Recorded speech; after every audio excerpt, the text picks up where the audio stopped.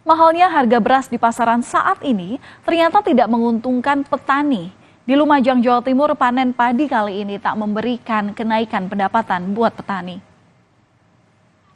Padi yang dipanen saat ini tak sebanyak biasanya ketika panen. Saat ini tak semua petani sudah panen di Lumajang. Karena itu produksi padi dikatakan menurun. Meski dihargai mahal di pasar, petani mengaku tak mendapatkan keuntungan atas kenaikan harga beras kali ini. Ada stok nggak di rumah misalnya gitu?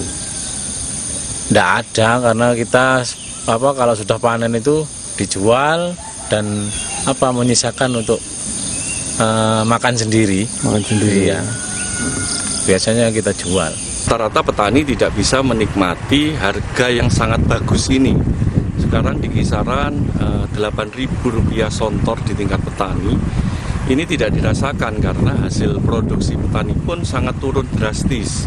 Yang biasanya kita hampir rata-rata 6,5, sekarang hanya tinggal 4 ton saja per hektar.